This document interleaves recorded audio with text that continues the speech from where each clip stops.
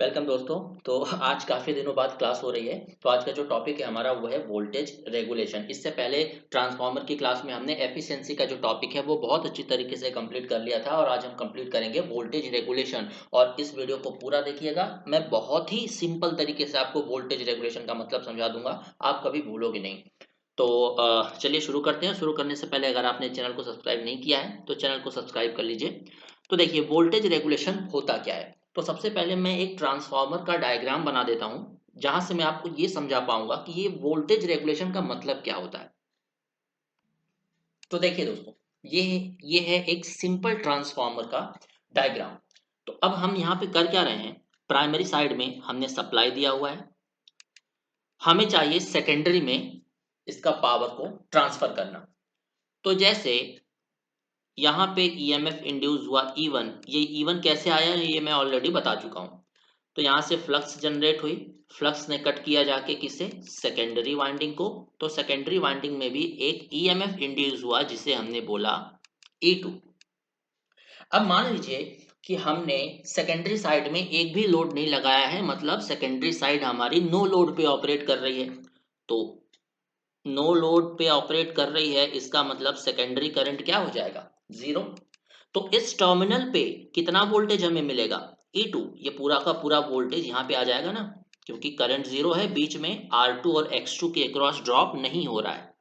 But अगर मुझे बताइए यहाँ पे हमने अगर लोड लगा दिया होता, मान लीजिए हमने यहाँ पे एक लोड लगा दिया, तो क्या अभी सेकेंडरी करंट जीरो होगी, बिल्कुल भी नहीं। सेकेंडरी करंट की कुछ ना कुछ वैल्यू होगी। अब सेकेंडरी करंट की कुछ ना कुछ वैल्यू होगी, तो ये जो करंट है ये R2 और X2 के अक्रॉस क्या क्रिएट करेगी, वोल्टेज ड्रॉप। तो अब क्या पूरा का पूरा E2 वोल्टेज इस लोड तक पहुंच जाएगा, नहीं। E2 में से इस वोल्टेज ड्रॉप को घटाने के बाद जो वैल्यू बचेगी वो लोड तक पहुंचेगी, राइट। तो ये तो घाटा हो गया। हम क्या चाहते थे कि पूरा का पूरा E2 वोल्टेज हमें लोड तक मिले, बट प्रैक्टिकली ऐसा नहीं हो रहा है, बीच में ड्रॉप हो रहा है सेकेंडरी करंट की वजह से। तो इसी को बोला जाता है वोल्टेज रेगुलेशन। अगर वोल्टेज रेगुलेशन की हम प्रॉपर डेफिनेशन पे जाएं तो वोल्टेज रेगुलेशन क्या होता है, change in secondary terminal voltage from no load to full load. Secondary का जो वोल्टेज है यानी कि V2, ये नो लोड से फुल लोड के दौरान कितना चेंज हो रहा है, उसी को बोला जाता है वोल्टेज रेगुलेशन। अब आप मुझे बताइए वोल्टेज रेगुलेशन ज्यादा होना चाहिए कि कम होना चाहिए। वोल्टेज रेगुलेशन हमेशा कम होना चाहिए। वोल्टेज रेगुलेशन आइडियली जीरो होना चाहिए। अगर वोल्टेज रेगुलेशन कम है इसका मतलब क्या है कि इस R2 X2 के क्रॉस जो ड्रॉप है वो कम होगा, मतलब ज्यादा से ज्यादा वोल्टेज E2 का ज्यादा से ज्यादा हिस्सा कहां पहुंचेगा, लोड तक। अगर वोल्टेज रेगुलेशन ज्यादा है इसका मतलब E2 में से बहुत सारा हिस्सा इस इंपीडेंस के क्रॉस यानी कि सेकेंडरी R2 और X2 के क्रॉस ड्रॉप हो जाएगा और लोड तक कम वोल्टेज पहुंचेगा। तो ये कॉन्सेप्ट होता है वोल्टेज रेगुलेशन का, इसीलिए बोला जाता है कि वोल्टेज रेगुलेशन हमेशा कम होना चाहिए। तो चलिए अब इसको थोड़ा सा डिराइव करने की कोशिश करते हैं। तो डेरिवेशन शुरू करने से पहले हमें एक इक्विवेलेंट सर्किट लेना पड़ेगा। तो मैंने आपको इससे पहले वाले लेक्चर्स में बताया था कि जो इक्विवेलेंट सर्किट होता है वो आप चाहो तो पूरा का पूरा प्राइमरी साइड ट्रांसफर कर सकते हो या पूरा का पूरा सेकेंडरी साइड ट्रांसफर कर सकते हो। तो चलिए हम आप किसी भी साइड ले लीजिए, आपके आंसर में कोई फर्क नहीं पड़ेगा। तो एक हम पिक कर लेते हैं, कोई भी हम सर्किट को रेफर कर लेते हैं सेकेंडरी साइड। तो आप नोट्स बनाते जाइएगा। तो हेडिंग डाल लीजिएगा, equivalent of transformer referred to secondary side।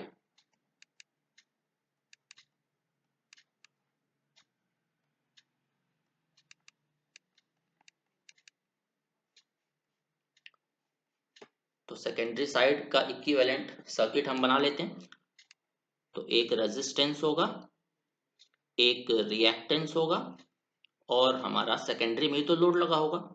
तो ये हमने लगा दिया लोड।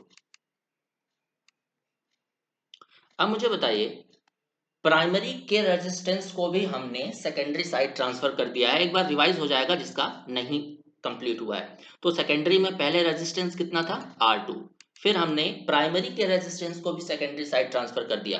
तो प्राइमरी का रेजिस्टेंस सेकेंडरी साइड जाते ही क्या बन गया, R1 डैश, पहले R1 था फिर बन गया R1 डैश। तो इन दोनों के कंबाइंड रेजिस्टेंस को हम क्या बोलते हैं, R02। सिमिलरली X2 पहले था प्लस X1 भी वहां जाके ऐड हो गया, तो हमने इसे बोला X02। तो यहाँ पे दो रेजिस्टेंस, सॉरी एक रेजिस्टेंस और एक रिएक्टेंस मिला, R02 और X02। R02 को हम क्या बोलेंगे, equivalent resistance of transformer referred to क्या, प्राइमरी या सेकेंडरी, सेकेंडरी। और X2 को हम क्या बोलेंगे, equivalent reactance of transformer referred to secondary. क्या हमारा टर्मिनल वोल्टेज चेंज होगा, क्योंकि टर्मिनल वोल्टेज तो उतना ही है, हमने उसको कहीं पे भी ट्रांसफर नहीं किया है, तो ये V2 हो जाएगा और ZL हो जाएगा, मान लेते हैं कि हमारे लोड का इम्पीडेंस। अब मुझे बताइए V1 जो सप्लाई है वो भी चेंज हो जाएगी। पहले जो सप्लाई हम दे रहे थे प्राइमरी साइड से वो कितना था, V1। अब हमने उसको भी सेकेंडरी साइड ट्रांसफर कर दिया है, तो उसे हम मल्टीप्लाई कर देंगे K टाइम्स V1 और मान लेते हैं V1 बन चुका है V1 डैश। इतना आई होप आपको समझ में आया होगा, ये सारे पुराने कॉन्सेप्ट हैं। तो अब यहाँ पे हम लगा देते हैं क्या दोस्तों, KVL। यहाँ पे हमने लगा दिया KVL। तो KVL लगाते ही हमें क्या मिलता है, V1 is equal to, sorry V1 dash is equal to V2 plus I2।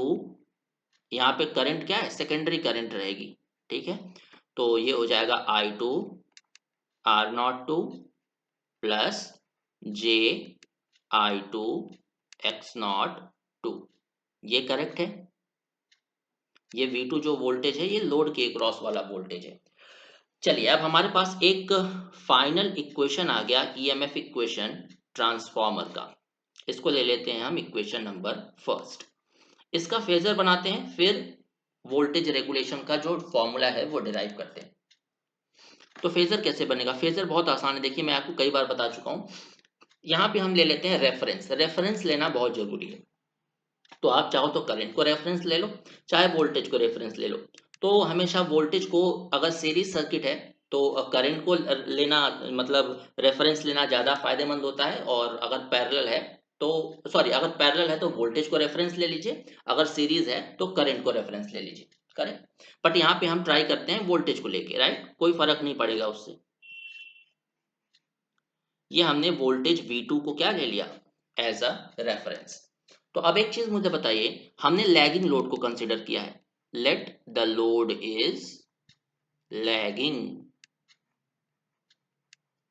Lagging load है, इसका मतलब V2 से जो I2 करंट है वो 5 डिग्री लैग कर जाएगी। एग्जैक्ट वोल्टेज, एग्जैक्ट एंगल हमें पता नहीं है, सो हम मान लेते हैं ये जो करंट है ये है I2 और ये एंगल बना रही है φ2, यानी कि φ2 डिग्री से जो करंट है सेकेंडरी करंट, वो सेकेंडरी वोल्टेज से लैग कर रही है। अब हमें क्या प्लॉट करना है, ये वाला ड्रॉप I2 R02 का ड्रॉप, ये क्या है, रेजिस्टिव ड्रॉप। तो रेजिस्टिव ड्रॉप हमेशा उस करंट के साथ फेज में होता है।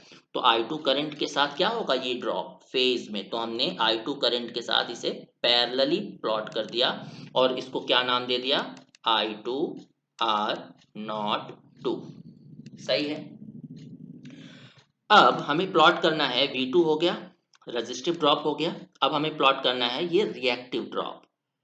तो रिएक्टिव ड्रॉप आपको पता है कि करंट के साथ, अपने रेस्पेक्टिव करंट के साथ परपेंडिकुलर होता है, यानी कि 90 डिग्री का एंगल बनाता है, जिसे क्वाड्रेचर भी बोलते हैं। तो इस करंट के साथ हमने क्या कर दिया, इसे परपेंडिकुलर डाल दिया यहाँ पे। ये हो गया हमारा I2 X02 का ड्रॉप। अब तीनों का रिजल्टेंट क्या है, V2, रेजिस्टिव ड्रॉप और रिएक्टिव ड्रॉप, तीनों का रिजल्टेंट हमारा बन रहा है V1 डैश। तो हमने स्टार्टिंग पॉइंट को अगर एंडिंग पॉइंट से मिला दिया तो ये हमारा बन गया V1 डैश, करेक्ट। ये हमारा बन गया फेजर डायग्राम। अब देखिए हम अप्रोक्सीमेशन कैसे करते हैं, ध्यान दीजिएगा, बहुत आसान है। इसको यहां से एक लाइन खींच देते हैं, डॉटेड लाइन, बीच से यहां से एक डॉटेड लाइन हमने खींच दिया। ये इसको मान लिया हमने पॉइंट ए, इसको मान लिया हमने पॉइंट बी, इसको मान लिया हमने पॉइंट सी। अब देखिए, अब एक कॉम्पस लीजिए, राइट, जिसको लंगड़ा प्रकार बोलते हो आप हिंदी में। वहां से आर्क लीजिए और इसको यहाँ पे मतलब आर्क डालिए इस पॉइंट पे, राइट। तो अभी हमारा ये जो लेंथ है ये काफी बड़ा बन चुका है, बट अगर जब आप कंपास से बनाओगे तो ये बहुत ही छोटा आता है। यहाँ पे हम मान लेते हैं डी। तो इसे मान लीजिए ओ। अब एक चीज देखिएगा, अगर हम पूरा का पूरा लेंथ ओ डी कंसिडर करें, पूरा का पूरा लेंथ ओ डी कंसिडर करें या ओ सी कंसिडर करते हैं, तो ओ सी इज इक्वल टू क्या हो जाएगा, या सबसे पहले लिख लीजिए कि कौन सा लाइन क्या रिप्रेजेंट कर रहा है, तो आसानी हो जाएगी। ओ ए क्या रिप्रेजेंट कर रहा है हमारा, बताइए देख के। ओ ए क्या रिप्रेजेंट कर रहा है, ओ ए रिप्रेजेंट कर रहा है वोल्टेज V2 को। ए बी क्या रिप्रेजेंट कर रहा है, बताइए, ए बी क्या रिप्रेजेंट कर रहा है। अगर ये एंगल φ2 है, ये एंगल अगर φ2 है, तो ये एंगल भी क्या होगा, φ2, करेक्ट। तो I2 R2 को हम दो कंपोनेंट में रिजॉल्व करें तो ये हो जाएगा वर्टिकल कंपोनेंट, ए बी जो हो जाएगा वर्टिकल कंपोनेंट हो जाएगा, और वर्टिकल कंपोनेंट एंगल के पास वाला है, मतलब ये क्या हो जाएगा I2 R02 cos फाई, ये एंगल से लगा हुआ है, हमेशा cos होता है, तो ए बी क्या हो जाएगा I2 R02 cos फाई 2। सही है, यहाँ पे ए बी की वैल्यू लिख लेते हैं, I2 R02 cos फाई 2। अब एक चीज मुझे बताइएगा, ये एंगल φ2 है, ध्यान से देखिएगा, बहुत ध्यान से देखिएगा, ये एंगल अगर φ2 है, ये एंगल कितने का है, ये वाला एंगल है 90 डिग्री का, तो ये वाला एंगल अपने आप कितने का हो जाएगा 90 माइनस φ2, करेक्ट है, 90 माइनस φ2, ये हो जाएगा 90 माइनस φ2, करेक्ट। अब एक काम करते हैं, इसको थोड़ा सा और मॉडिफाई कर लेते हैं, यहाँ से एक लाइन खींचिए, यहाँ से एक लाइन हमने खींच लिया, करेक्ट। तो ये एंगल अगर 90 माइनस φ2 है, तो ये एंगल कितना हो जाएगा, ये एंगल हो जाएगा 90 डिग्री, सॉरी नॉट 90, फाइव, ये एंगल हो जाएगा 5 डिग्री। अगर ये पूरा 90 है, ये 5 है, तो ये वाला एंगल कितना हो जाएगा 90 माइनस 5। तो इसी अकॉर्डिंग अगर हम BC की वैल्यू निकालें, BC की वैल्यू मतलब इसे दो कंपोनेंट में रिजॉल्व करते हैं, इसे दो कंपोनेंट में हम रिजॉल्व करते हैं, तो एक कंपोनेंट हो जाएगा ये वाला, एक कंपोनेंट हो जाएगा ये वाला। तो BC की वैल्यू कितनी आ जाएगी I2 X02 sin phi, right, सही है। एक ट्रिक मैंने बताई थी आपको कि जो फाई से लगा हुआ है वो हमेशा कॉस होता है, एंगल से लगा हुआ कॉस, तो एंगल से वर्टिकल कंपोनेंट लगा है, हमें चाहिए हॉरिजॉन्टल, तो ये साइन टर्म में हो जाएगा। BC कितना हो जाएगा I2 X02 sin फाई 2, और हम क्या कर देते हैं इस CD वाले टर्म को नेग्लेक्ट कर देते हैं, क्योंकि हम ये मान लेते हैं कि ये वैल्यू बहुत ही छोटी है या स्मॉल है, सो नेग्लेक्ट CD। छोटा सा अप्रोक्सीमेशन हमने कर लिया। तो अगर हम टोटल OC की वैल्यू निकालें,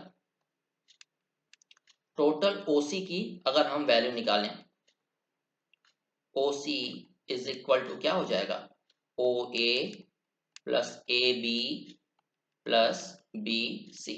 अब मुझे बताइए OC की वैल्यू अप्रोक्सीमेटली किसके बराबर है, जो OC की वैल्यू है वो अप्रोक्सीमेटली V1 डैश के बराबर हम बोल सकते हैं। हम देखिए OC यहाँ पे है और ये V1 डैश ये रहा, तो अप्रोक्सीमेटली OC किसके बराबर हो जाएगा, V1 डैश के, OA किसके बराबर है, V2 के, प्लस AB किसके बराबर है, I2 R02 cos phi, plus BC किसके बराबर है, I2 X02 sin फाई। बस अपना काम हो गया, सिंपल है। तो V2 को लेफ्ट हैंड साइड ले आइए, V1 dash minus V2 is equal to I2 यहां से कॉमन आ जाएगा, हमें क्या मिलेगा, R02 cos phi plus X02 sin phi, X02 sin phi 2, right, इसको फाई 2 कर लीजिएगा, ये हमें मिल गया। अब एक चीज मुझे बताइएगा, अगर हम दोनों साइड V1 डैश से डिवाइड कर दें, वोल्टेज रेगुलेशन होता क्या है, देखिए मैंने आपको क्या बताया था, ये V1 डैश है, V1 डैश की वजह से यहां से एक करंट फ्लो हो रही है I2, लेकिन क्या ये पूरी की पूरी V1 डैश वोल्टेज हमारे लोड तक पहुंच रही है, नहीं पहुंच रही है। कितना ड्रॉप हो रहा है, वही तो होता है वोल्टेज रेगुलेशन। तो V1 डैश में से अगर हम V2 को माइनस कर दें तो वही हो जाएगा हमारा वोल्टेज रेगुलेशन। सो V1 डैश माइनस V2 ही हमारा वोल्टेज रेगुलेशन हो जाएगा, बट एक बेस के रिस्पेक्ट में हमें लेना होता है, करेक्ट। तो हम बेस ले लेते हैं ट्रांसफार्मर के केस में हमेशा क्या, प्राइमरी। तो दोनों साइड डिवाइड कर दीजिए V1 डैश से, यहाँ भी हमने V1 डैश से डिवाइड कर दिया, कोई फर्क नहीं पड़ा। तो ये वाला टर्म हमारा कहलाता है, ये वाला जो टर्म है इसी को बोलते हैं वोल्टेज रेगुलेशन।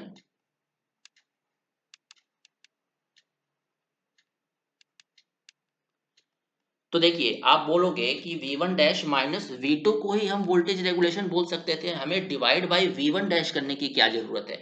तो V1 डैश हम एक बेस मान लेते हैं, कोई फर्क नहीं पड़ेगा उससे आपको, V1 डैश को हम एक बेस मान लेते हैं, यानी कि ये जो ड्रॉप हो रहा है बीच में V1 डैश और V2 के बीच जो ड्रॉप हो रहा है वो किस वोल्टेज के रेस्पेक्ट में कितना हो रहा है। तो हमने टोटल वोल्टेज कितना भेजा था V1 डैश, तो V1 डैश के रेस्पेक्ट में हमें कितना ड्रॉप मिल रहा है उसे हम बोल सकते हैं प्रॉपर वोल्टेज रेगुलेशन। तो अब यहां से हम इसे लिखेंगे वोल्टेज रेगुलेशन।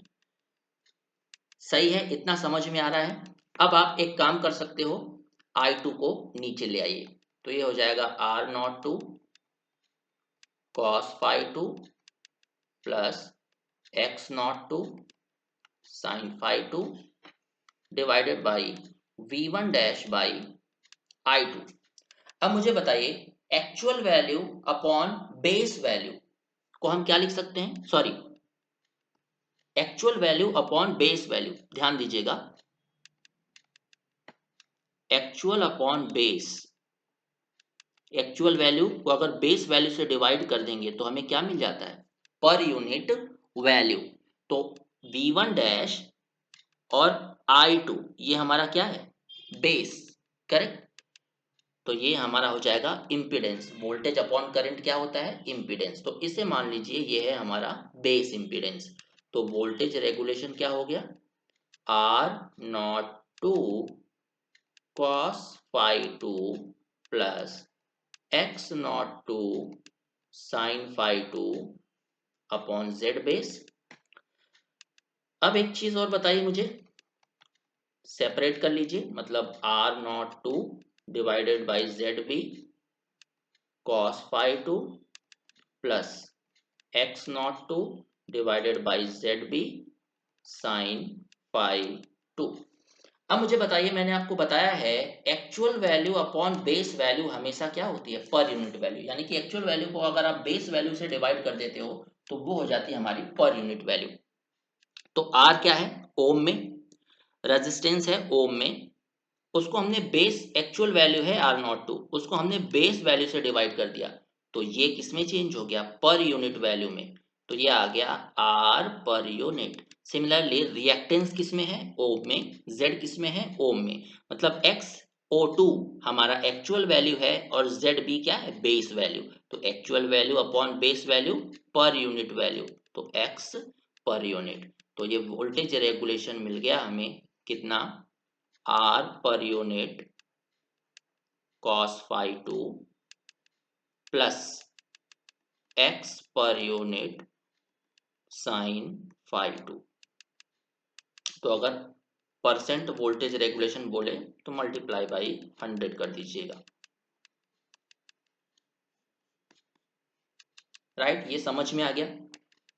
अब एक बात बताइए, हमने जो स्टार्टिंग में फेजर डायग्राम बनाया है, ये जो वोल्टेज रेगुलेशन निकला है ये फेजर डायग्राम से ही तो निकला है। तो जो फेजर डायग्राम हमने बनाया था वो लीडिंग लोड के लिए बनाया था या लैगिंग लोड के लिए बनाया था? वो हमने बनाया था लैगिंग लोड के लिए। तो ये फॉर्मूला भी किसके लिए एप्लीकेबल है, लैगिंग लोड के लिए। चलिए, अगर लीडिंग लोड होगा तो आप खुद से बना के फेजर डायग्राम निकाल सकते हो। आपको क्या फॉर्मूला मिल जाएगा, R per unit cos phi 2 minus x per unit sin phi 2 multiply by 100। तो ये फॉर्मूला आपका वैलिड है किसके लिए, लीडिंग लोड के लिए। तो यहाँ पे लिख लीजिएगा फॉर लीडिंग लोड। बट अगर हमारा वोल्टेज रेगुलेशन मैक्सिमम होता है तो मैक्सिमम वोल्टेज रेगुलेशन की कंडीशन क्या बनती है वो हम देख लेते हैं। तो आप मुझे बताइए, हमारे पास दो वोल्टेज रेगुलेशन की इक्वेशन है, एक तो है लैगिंग के लिए, दूसरी है लीडिंग के लिए। तो आप इन दोनों इक्वेशन को ध्यान से देखिए और बताइए कि वोल्टेज रेगुलेशन मैक्सिमम कौन से केस में आएगा। मैक्सिमम कौन से केस में आएगा, जिसमें दोनों ऐड हो रहे हैं। तो मैक्सिमम वोल्टेज रेगुलेशन हमेशा हमें मिलता है लैगिंग पावर फैक्टर के केस में। और मैक्सिमम वोल्टेज रेगुलेशन हम कैसे निकालेंगे, वोल्टेज रेगुलेशन को फाई के रेस्पेक्ट में डिराइव करके उसे जीरो के साथ इक्वेट कर दीजिए, जैसा आप मैथ्स में करते हो। सो मैक्सिमम वोल्टेज रेगुलेशन, हमने क्या किया, differentiate voltage regulation with respect to phi and then equate it to 0। तो R per unit cos phi मतलब minus R per unit sin phi plus X per unit cos phi is equal to 0। तो R per unit sin phi is equal to X per unit cos phi। cos को इधर ले आइए, ये हो जाएगा sin phi divided by cos phi is equal to x per unit upon r per unit. sin phi upon cos phi क्या हो जाएगा, tan phi। तो tan phi is equal to x per unit upon r per unit. ये होता है maximum voltage regulation का formula,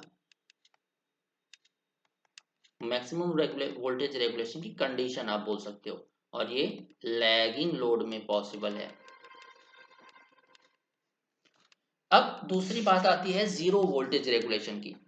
तो zero voltage regulation आपको कब मिलेगा, तो जीरो वोल्टेज रेगुलेशन इन दोनों इक्वेशन को ध्यान से देखिए ऊपर और देख के बताइए कि जीरो का कौन से इक्वेशन में हो सकता है, पहले या दूसरे में।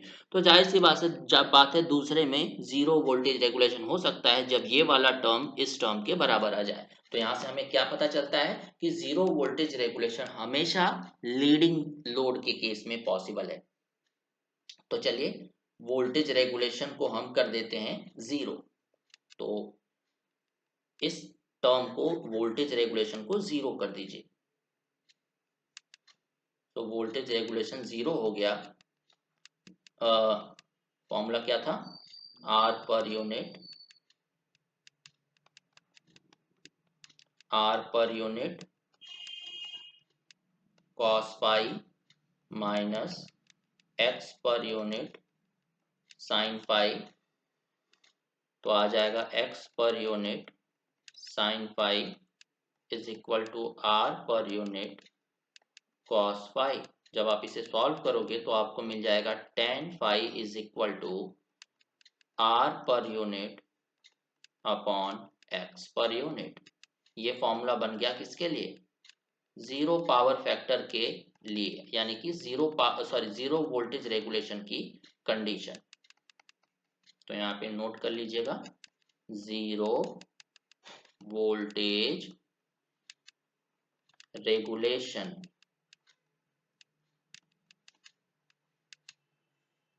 राइट। तो अगर हम इसे ग्राफिकली दिखाएं, अगर आपसे ग्राफिकली पूछा जा रहा है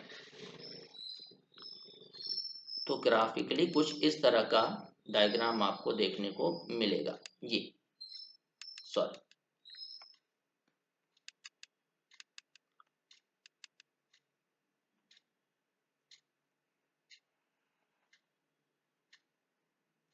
इस तरह का कुछ प्लॉट आपको देखने को मिलेगा।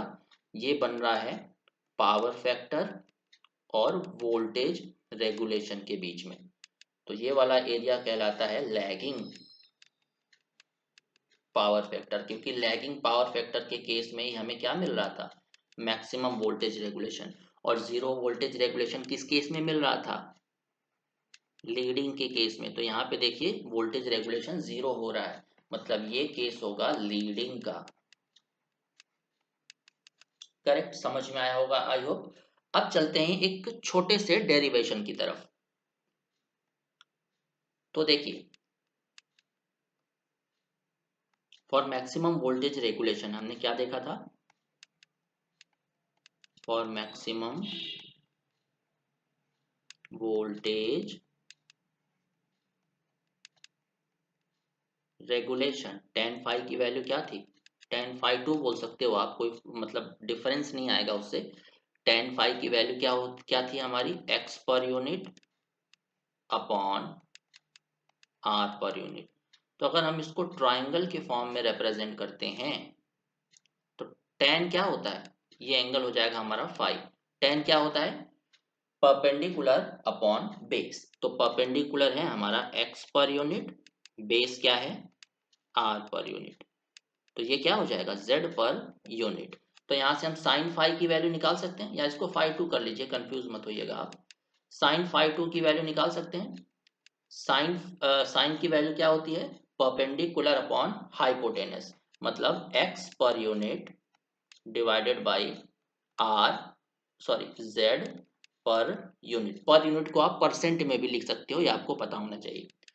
सिमिलरली cos फाई को हम क्या लिख सकते हैं? cos फाई, तो cos फाई होता है बेस अपॉन हाइपोटेनस, तो ये हो जाएगा r per unit upon z per unit. तो हम ये जो ट्राइंगल हमने बनाया है, ये मैक्सिमम वोल्टेज रेगुलेशन की कंडीशन को लेके बनाया है ना। tan phi 2 is equal to x per unit upon r per unit. तो मैक्सिमम वोल्टेज रेगुलेशन नॉर्मली अगर हम देखें तो हमारे पास वोल्टेज रेगुलेशन का फॉर्मूला क्या था? वोल्टेज रेगुलेशन का फॉर्मूला था r per unit cos phi plus x per unit sin phi. तो r पर यूनिट तो वैसे ही रहने दीजिए, cos फाई, cos फाई यहाँ पे फाई 2 कर लीजिएगा, सेकेंडरी के लिए है। तो cos फाई 2 की वैल्यू हमने क्या निकाला है? r per unit upon z per unit. So r per unit upon z per unit plus x per unit sin phi 2 हमने क्या निकाला? x per unit upon z per unit. तो ये हो जाएगा r पर यूनिट का square upon z per unit plus x per unit का square upon z per unit. तो अगर हम एलसीएम लेते हैं तो ऊपर मिलेगा r पर यूनिट का square plus x per unit का square upon z per unit. r per unit का स्क्वायर, x पर यूनिट का स्क्वायर क्या हो जाएगा? z पर यूनिट का square upon z per unit, cancel out z per unit, और z per unit को हम परसेंट z भी लिख सकते हैं। तो मैक्सिमम वोल्टेज रेगुलेशन का एक और फॉर्मूला आपके पास है,